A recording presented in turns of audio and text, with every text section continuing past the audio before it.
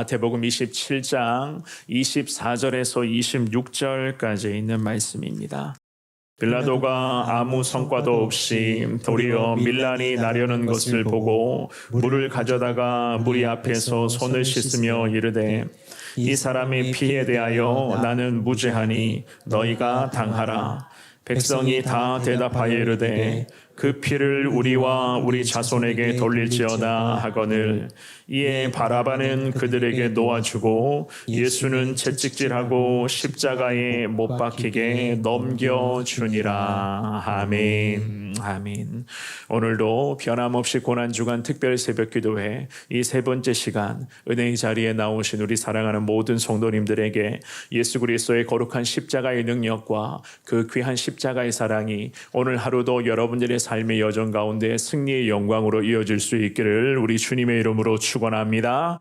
우리가 지금 새벽마다 말씀을 살펴보며 우리 예수님 십자가에서 죽으시기 직전까지 예수님의 그런 행적들을 잠시 말씀을 통해서 지금 찾아보며 살펴보고 있습니다마는 저도 개인적으로 그렇게 느끼고 있습니다.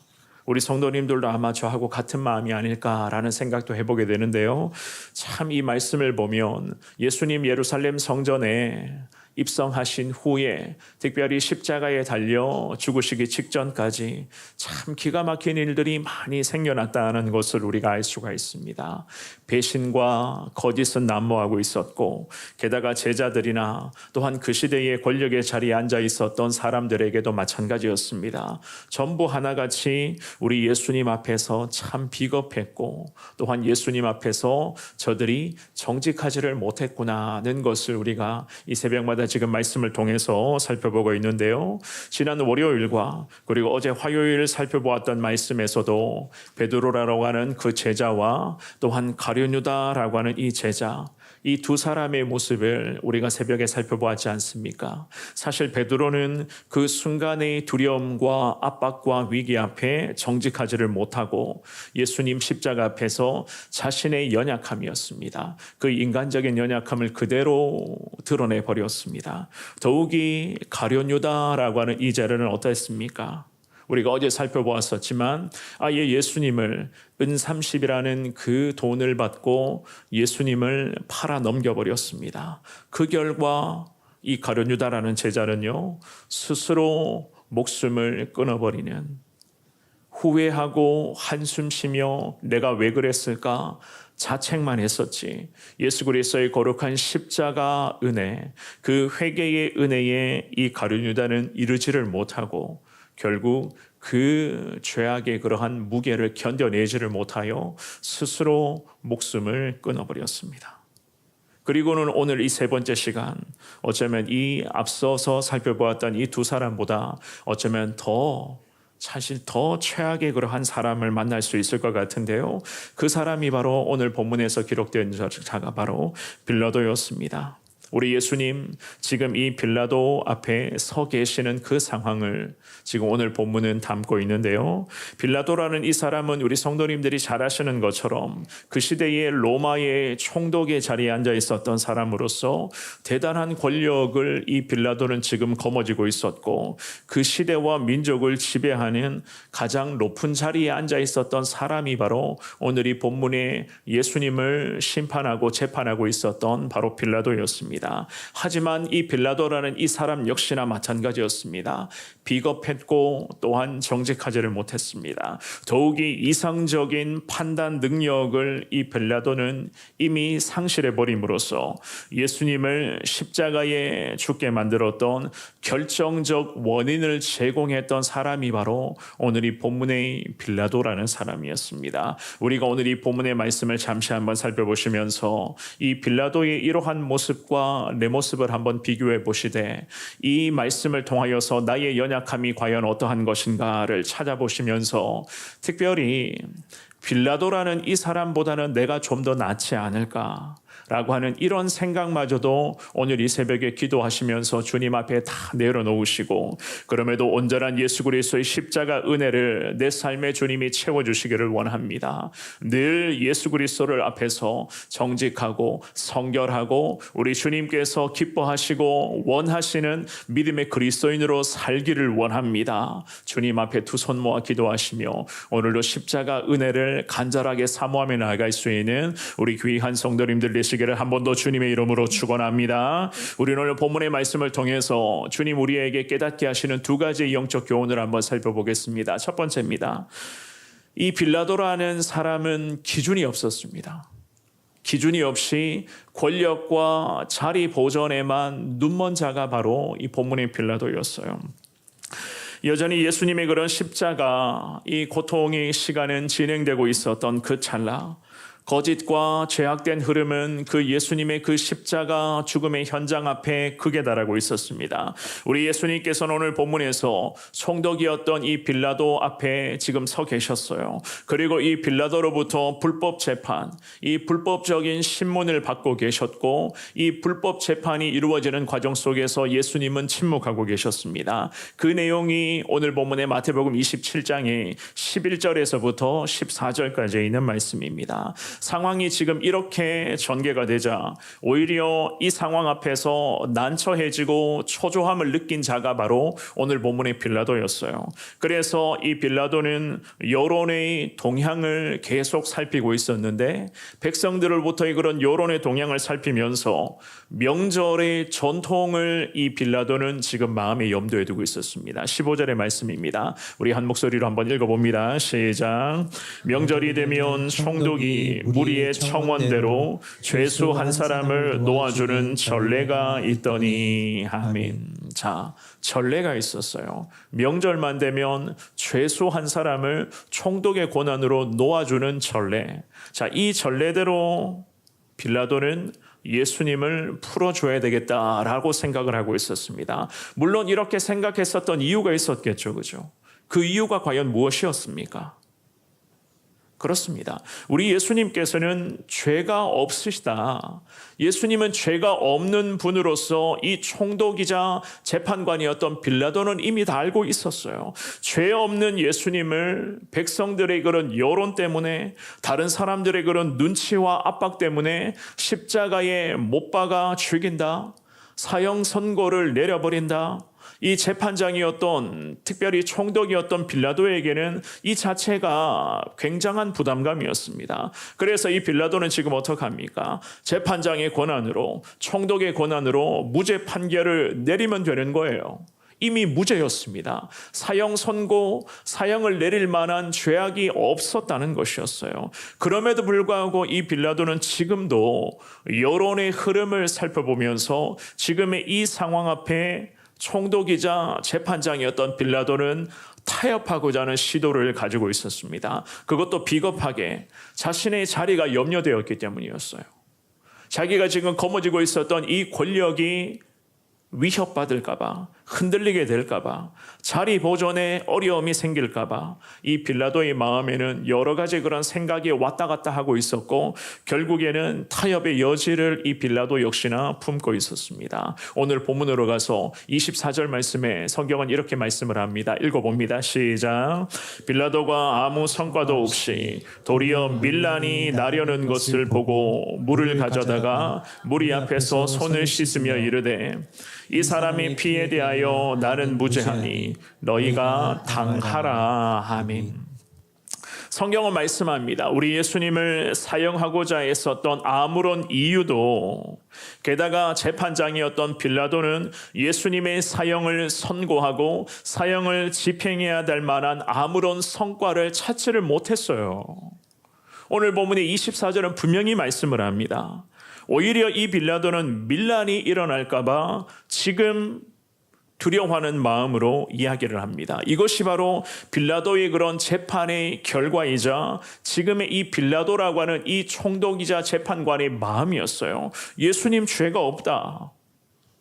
죄 없다는 것이 이 빌라도가 지금 생각하고 있는 부분이었습니다. 그래서 오늘 본문의 24절의 하반절에 뭐라고 이야기를 합니까? 이 사람의 피에 대하여 나는 무죄하니 너희가 당하라.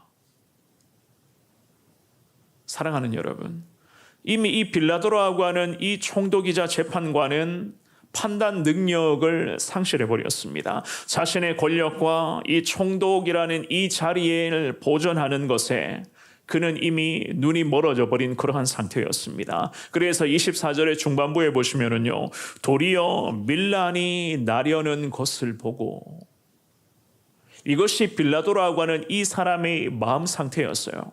지금 이 빌라도가 가장 민감하게, 가장 두려워하게 생각하고 있는 부분이 바로 지금 이 부분이었습니다. 밀란이 나려는 것을 보고, 나려는 것. 이 단어는 현재 시점으로 빌라도의 판단에는요, 군중들이 마치 폭도로 변할 것만 같은 그 장면을 지금 빌라도가 상상을 하고 있었다는 거예요. 지금은 폭동, 밀란 생겨나지 않았거든요. 그럼에도 이 총독이자 재판관의 마음에는 마치 폭동이 일어날 것 같은, 군중들이 전부 다 들고 일어나서 밀란을 일으킬 것만 같은 그 두려움이 빌라도의 마음에 쓰나미처럼 지금 몰려오고 있었습니다. 더 이상 이 빌라도 역시나 감당이 안 되는 상황이었어요. 이 예수님을 불법 신문하고 불법 재판하는 이 과정 속에서 모든 것이 불법이었기 때문에 당연히 죄가 없으신 예수님을 심판하는 것 때문에 이 재판 자체가 불법 아니겠어요? 이 빌라도라는 이 재판장도 알고 있었습니다. 그런데 군중들의 눈치를 볼 수밖에 없었고, 여론의 동향에 이 재판관은, 총독은 민감해질 수밖에 없었습니다. 하다 보니까 결국에는 밀란, 군중들이 폭동을 일으킬 것만 같은 그 두려움이 이 빌라도의 마음에 계속 몰려오고 있었습니다. 게다가 그 시대의 밀란이라고 하는 것은 로마의 그런 지방의 행정관들, 로마의 지방 행정관들에게는 가장 두려워하는 요소가 바로 이 본문의 군중들의 밀란이었어요. 왜냐하면 이 밀란이 발생을 한다, 내가 다스리고 있는 우리 지역에, 이 도시에 밀란이 생겨난다라고 하는 것은 로마 중앙정부에 이 사건이 전달이 되기만 하면, 빌라도도 그랬고 그 시대의 총독의 자리에 앉아 있었던 사람들에게는 치명적인 결함, 문제가 생겨나는 것이었습니다. 그런 의미에서 빌라도의 입장에서는 밀란이 생겨난다, 수많은 군중들이 지금 예수님 십자가, 이 십자가 사형장에, 특별히 십자가 사형장에 끌려가기 직전에 재판받으시는 이 재판장에 몰려 있었는데, 그 많은 군중들이 예수님을 사형시키라는 이 요구에 자기가 외면할 수도 없고, 그러자고 그냥 당당하게 무죄라고 선언한다면 밀란이 일어날 것만 같으니 결국 이 빌라도는 여론의 흐름을 살펴볼 수밖에 없었고, 백성들의 눈치를 생각하지 않을 수가 없었던 것이었습니다. 그런 군중들의 분위기에 총독이자 재판장 빌라도의 판단 능력은 이미 상실되어 버렸어요. 그의 초조한 심리 상태가 오늘 본문에 기록되어져 있습니다. 24절 말씀에 보시면은 물을 가져다가 무리 앞에서 손을 씻었다. 성경은 그렇게 말씀을 하고 있습니다. 물을 가지고 왔어요. 수많은 군중들이 보는 앞에서 손을 씻습니다. 이 구절은, 이 빌라도의 이 행위는요, 복음서 중에서 마태복음 딱 이 구절에만 기록되어져 있거든요. 게다가 어떤 사람이 살해되었을 때에 그 부근에 있었던 성읍의 장로들, 신약으로 와서는 빌라도 같은 그러한 지도자들은 손을 씻는 이 의식을 통하여서 자기 자신은 지금의 이 범죄와 살인사건이 났었던 이 사건과 나는 무관하다라고 하는 것을 나타낼 때에 물을 가지고 와서 보는 사람 앞에서 손 씻는 그러한 의식이 있었다고 해요. 손을 씻는 이유는 이 예수 그리스도가 만약에 죽게 되면 예수 그리스도가 죽는 이 사건과 나는 무관하다. 그러니 이 빌라도는 지금 손을 씻고 있었습니다. 신명기 21장 말씀에 보면은요, 구약에서부터 이러한 율법이 있었어요. 우리 같이 한번 읽어볼게요. 자, 시작. 그 피살된 곳에서 제일 가까운 성읍의 모든 장로들은 그 골짜기에서 목을 꺾은 암송아지 위에 손을 씻으며 말하기를 우리의 손이 이 피를 흘리지 아니하였고 우리의 눈이 이것을 보지도 못하였나이다. 아멘. 이미 구약에서부터 이러한 손을 씻으면서 이 피와는 나는 무관하다 라고 하는 그러한 관념적인 부분이 있었습니다. 이러한 구약에서 내려오는 율법이 신약으로 와서 지금까지 유대 사회에서는 관습처럼 이루어지고 있었어요. 그래서 빌라도라고 하는 이 총독이자 재판관도 이러한 관습이 유대 민족들 사이에는 있었던 것을 이미 알고 있었겠죠. 그래서 로마의 그런 지방행정관 출신이자 총독이었던 이 빌라도가 유대인들이 예수를 죽이라 지금도 목 놓아 소리치고 있었던 이 유대인들 앞에서 손을 씻는 이 관습, 전통에 따라 자기의 손을 씻어버렸습니다. 그러면서 자신의 의사, 즉 예수님의 죽음은 자기 자신의 의사와는 전혀 상관없다는 것을 지금 분명히 나타냈었던 거예요. 물론 그의 마음에는 두려움이라고 하는 것이 있었겠죠. 그죠? 사랑하는 여러분, 이 빌라도 사람이라고 하는 이 사람으로부터의 비겁함, 특별히 자기 보존과 권력의 노예라고 하는 그러한 모습이 지금 오늘 이 본문의 24절 말씀에서 그대로 다 노출되어 버리는 그러한 순간이었습니다. 우리는요, 이 빌라도라고 하는 이 사람의 불법 재판이 이루어지는 이 과정을 보면서 과연 지금의 시대에 믿음의 길을 걷고 있는 우리가 무엇을 보고 어떠한 부분을 반면교사 삼아야 되는가? 빌라도의 이러한 행동에서 우리는 과연 어떠한 부분을 깨달아야 되는가? 사랑하는 여러분, 결국 이 빌라도라고 하는 총독이자 재판관의 가장 큰 문제는요, 기준이 없었다는 거예요. 기준이 없었다는 겁니다. 명확한 기준이 없었으니 재판장이었음에도 불구하고 여론 따라 그의 마음과 생각이 좌지우지하고 있었다는 거예요. 재판장이었다면 당연히 무엇이 기준을 삼아야 됩니까? 재판장이라면 법이라고 하는 것을 기준으로 삼고 그것을 가지고 재판하면 되는 거예요. 게다가 우리 예수님은 이 재판장이 봤을 때에도 죄가 없었습니다. 법의 기준에 따라서 봐도 죄가 없었다는 거예요. 그래서 유대인의 전통에 따라 명절 기간에 맞춰서 이 예수님을 이 빌라도라는 총독이자 재판관이 풀어주려고 했었잖아요. 그런데 자기 자신 안에서 명확한 기준이 아직까지도 불분명하니 빌라도는 군중들의 그런 요구에 결국에는 마음이 두려워서 굴복하고 말았습니다. 예수님의 죽음이 아무리 자기와 상관없다고 한들, 손까지 씻어가면서 예수님의 죽음은 나와 상관없다고 한들 그 빌라도가 저질렀던 죄악이 없어지겠습니까? 권력의 자리, 세상 욕심, 사람들의 그런 보는 시선이 예수님의 진리보다 앞서 나가기를 시작을 할 때에 지금의 시대의 믿음으로 살아가는 우리에게도 이 빌라도에게 나타난 이러한 신앙의 혼란과 연약함의 모습이 생겨날 수도 있다는 거예요. 성경 말씀을 기준으로 하는 그리스도인의 삶이 아니라 세상 사람들이 말하는 그 세상의 목소리를 기준 삼기를 시작을 하면, 세상의 흐름이 내 삶의 기준이 되기를 시작을 하면, 세상 사람들의 그런 살아가는 방식이 하나님의 절대 진리보다 그런 것들이 내 삶의 기준이 되기를 시작하면 우리도 때로는 여러 상황 속에서 혼란스러워하고 두려워하고 우리도 사실 이러한 어려움을 맞이할 수도 있다는 것입니다. 그러므로 기준이 없는 연약함의 신앙의 습관을 다 벗어 던져버리고 무엇보다도 예수 그리스도의 거룩한 말씀, 그 진리의 말씀을 여러분들의 삶의 기준 삼아 누가 뭐라고 해도 예수님의 말씀이라면, 성경 말씀이라면 아멘하며 순종하겠습니다. 이러한 신앙과 확신을 가지고 늘 예수 그리스도의 말씀을 기준 삼고 세상 사람들의 눈, 세상 사람들이 하는 말, 주변의 그러한 흐름들, 여론의 동향들, 세상의 흐름들 따라가는 것이 아니라 제발 하나님 말씀을 내 삶의 기준으로 삼고 말씀대로 순종하며 하나님 말씀이 가르쳐 주시는 대로 항상 주님 말씀 붙들고 살아갈 수 있는 우리 모든 성도님들 다 될 수 있기를 주님의 이름으로 축원합니다. 두 번째, 하나님의 음성이 아니라 이 빌라도는 사람의 목소리를 택했어요. 다수의 의견을 택한 자가 바로 빌라도였습니다. 25절 말씀입니다. 우리 25절을 읽어봅니다. 시작.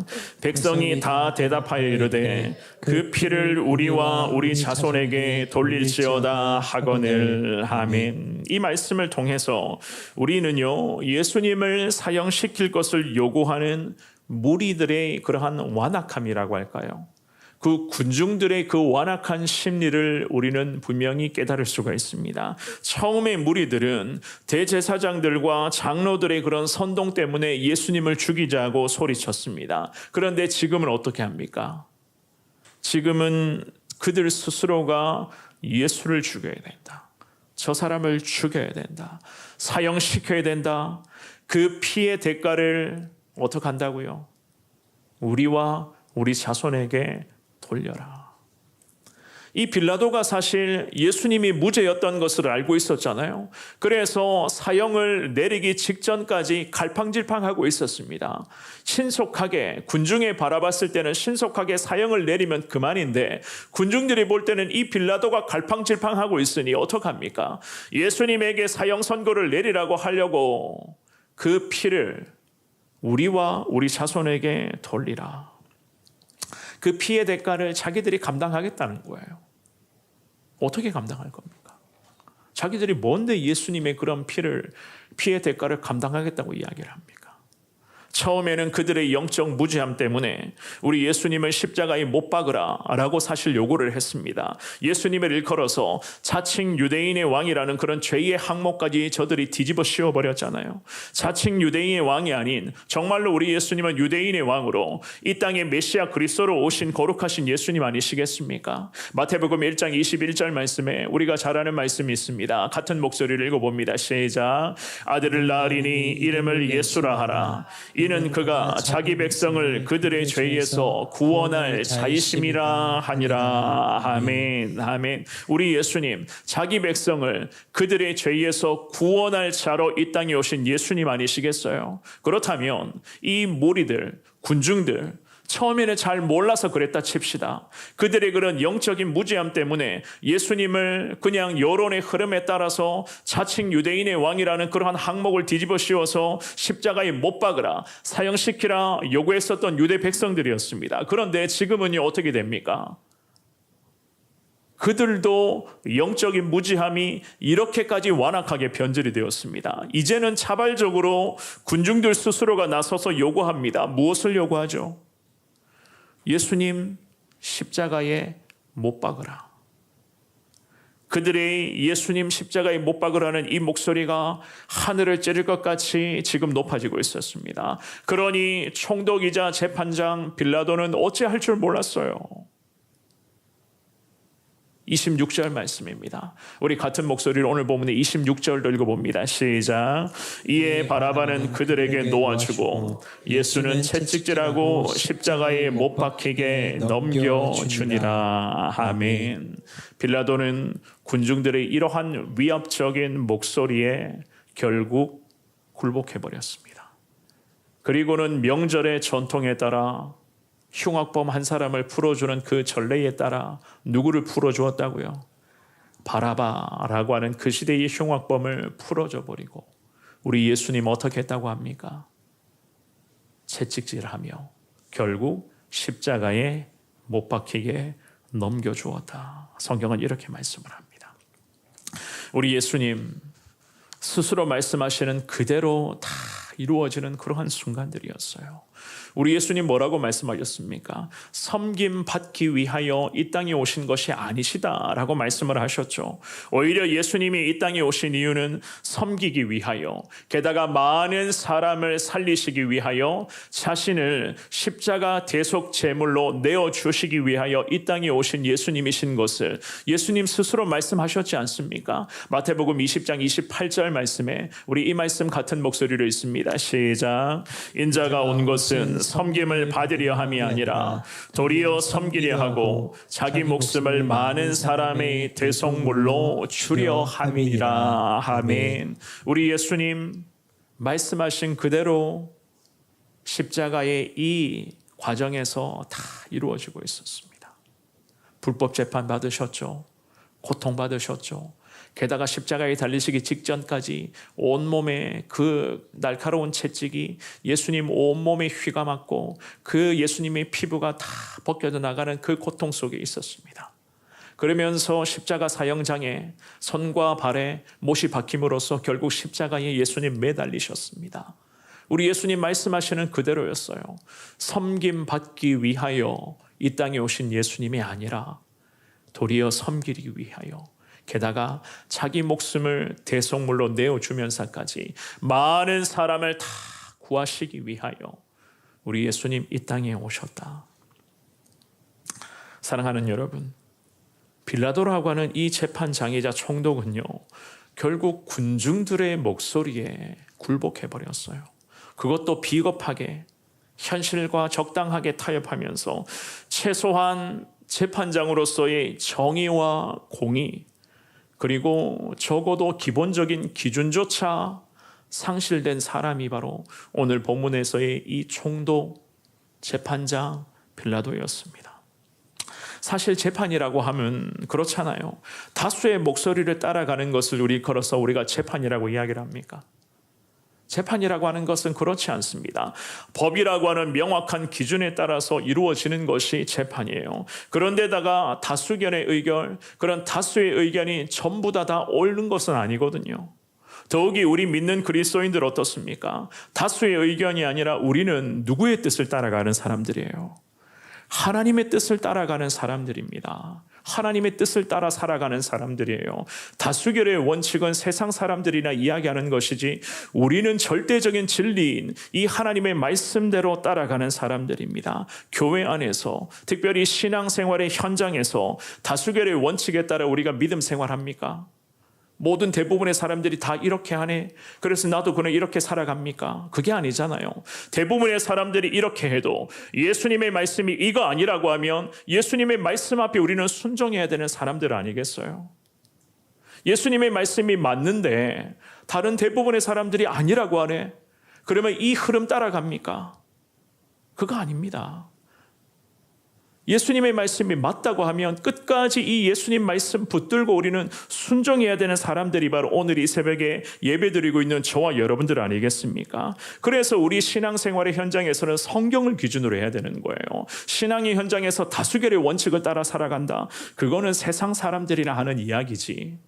우리에게는 절대적인 진리 대신 거룩하신 주님의 말씀, 하나님의 뜻이 우리의 삶의 명확한 기준이요, 앞으로도 우리 살아가야 할 거룩한 삶의 순종의 기준이 되어야 되는 것을 믿을 수 있기를 주의 이름으로 축원합니다. 그런 의미에서 이 고난주간, 이 고난주간 세 번째 은혜의 자리에서 이 새벽에 기도하실 때 저도 우리 성도님들도 내 신앙의 그러한 여러 가지 부분을 한 번 더 점검해 보시기를 바랍니다. 내가 지금까지 믿음의 길을 걸어오면서 이 빌라도처럼 줏대 없는 신앙인으로 살아가고 있었던 것은 아닌가?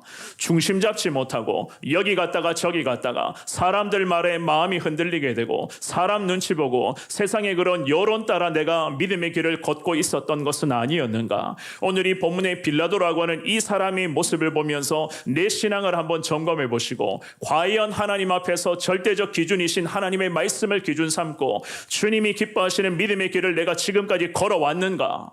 혹여라도 그런 부분들이 연약했다면 이 새벽에 주님 앞에 두 손 모아 기도하시면서 다짐하고 결단하시기를 바랍니다. 내 삶의 절대적인 기준인 하나님의 말씀을 기준 삼고 무슨 일이 있더라도 하나님의 말씀대로 순종하며 살겠다. 주님 앞에 기도하며 나아가시기를 바랍니다. 내 생각이 정답이 아니라, 내가 계획하는 것이 다 맞다는 것이 아니라, 내 삶을 통해서 모든 것을 계획하시고 계획하신 바대로 이루어 가시는 하나님의 뜻이 우리의 삶에 정답인 것을 믿습니다. 오늘 주시는 이 귀한 말씀을 교훈 삼아 판단 능력을 상실해버린 비겁한 빌라도의 그 모습이 지금의 시대에 혹시 지금까지 살아왔었던 내 모습은 아니었는가? 오늘 주시는 이 귀한 말씀 앞에 나를 돌아보시고 내 신앙의 모든 부분들을 한번 점검해 보시며, 그럼에도 하나님의 음성을 삶의 기준 삼겠습니다. 하나님의 뜻을 기준 삼아 주님께서 기뻐하시는 인생으로 살겠습니다. 기도하시면서 사람 목소리에 귀를 기울이는 것이 아니라, 다수의 의견을 따라가는 것이 아니라, 매 순간마다 하나님의 뜻대로, 하나님의 인도하심대로 완전한 순종으로 늘 예수로 충만한 인생으로 살겠습니다. 주님 앞에 기도하시면서 평생 주님께서 기뻐하시는 그리스도인으로 승리하시는 우리 모든 성도님들 다 되시기를 주님의 이름으로 축원합니다.